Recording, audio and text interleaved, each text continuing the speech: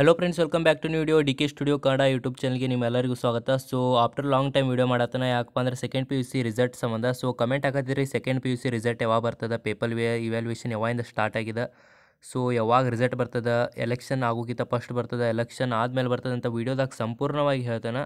So ವೀಡಿಯೋನ miss ಮಾಡ್ದೆ ಪೂರ್ತಿಯಾಗಿ ನೋಡಿರಿ, ಲೈಕ್ ಮಾಡೋದಲ್ಲ ಹೋಗಬೇಡ್ರಿ. ಆ್ಯಂಡ್ ನಿಮ್ಮ ಸಪೋರ್ಟ್ ಭಾಳ ಬೇಕಾಗೈತಿ ಅದಕ್ಕೋಸ್ಕರ.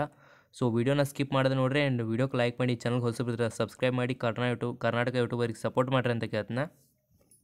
ಸೊ ನಿಮ್ಮೆಲ್ಲರ ಎಕ್ಸಾಮ ಮಾರ್ಚ್ 22ಕ್ಕೆ ಮುಗಿದವ. ಆ್ಯಂಡ್ ಇವ್ಯಾಲ್ಯೂಯೇಷನ್ ಯಾವಾಗಿಂದ ಸ್ಟಾರ್ಟ್ ಆಗಿದೆಪ್ಪ ಅಂದ್ರೆ ಮಾರ್ಚ್ 25ನೇ ತಾರೀಕಿಂದನೇ ಇವ್ಯಾಲ್ಯೂಯೇಷನ್ ಸ್ಟಾರ್ಟ್ ಆಗಿದೆ. 25 ಆಗಿಲ್ಲ, ಆದರೂ 25ನೇ ತಾರೀಕಿಂದ ಎಲ್ಲರೂ ಹೋಗಿದ್ದಾರೆ ಇವ್ಯಾಲ್ಯೂಯೇಷನ್ ಚೆಕ್ ಮಾಡೋಕ್ಕೆ ಲೆಕ್ಚರರ್ಸ್. ಸ್ಟಾರ್ಟ್ ಆಗಿದ್ದು ಯಾವಾಗಿಂದಪ್ಪ ಅಂದ್ರೆ 26ಇಂದ ಸ್ಟಾರ್ಟ್ ಆಗಿದೆ ಇವ್ಯಾಲ್ಯೂಯೇಷನ್. ಸೊ ಇವ್ಯಾಲ್ಯೂಯೇಷನ್ ಆಗೋಕ್ಕೆ ಒಂದು 20 ಡೇಸ್ದಾಗ ಬೇಕಾ ನಿಮ್ಮೆಲ್ಲರ ಎಕ್ಸಾಮಿನೇಷನ್ ವೆಬ್ಸೈಟ್ದಾಗ ಅಪ್ಲೋಡ್ ಮಾಡೋಕ್ಕೆ. ಆದ ಕಾರಣ ನಿಮ್ಮೆಲ್ಲರದ್ದು ಎಕ್ಸಾಮ್ ರಿಸಲ್ಟ್ ಅಪ್ಡೇಟ್ ಆಗಬೇಕಂದ್ರೆ ಇನ್ನೂ 10 ಡೇಸರ ಟೈಮ್ ಬೇಕಾ. ಸೊ ಈಗ ನಿಮ್ಗೆ ರಿಸಲ್ಟ್ ಯಾವಾಗ ಬರ್ತದೆ ಅಂತ ಒಂದು ಶಿಕ್ಷಣ ಇಲಾಖೆಯಿಂದನೂ ಅಪ್ಡೇಟ್ ಬಂದದ. ಅವ್ರೇನು ಹೇಳಿದಾರಪ್ಪ ಅಂದ್ರೆ ಏಪ್ರಿಲ್ 2ನೇ ವಾರ ಅಥವಾ 3ನೇ ವಾರ ಅಂತ ಹೇಳಿದಾರೆ. ಸೊ ನನಗೆ ಅನಿಸಿದ ಪ್ರಕಾರ ನಿಮ್ಮ ರಿಸಲ್ಟ್ ಯಾವಾಗ ಬರ್ತದಪ್ಪ ಅಂದ್ರೆ ಇದೇ ಏಪ್ರಿಲ್ ಅಂದರೆ ಬರೋ ಏಪ್ರಿಲ್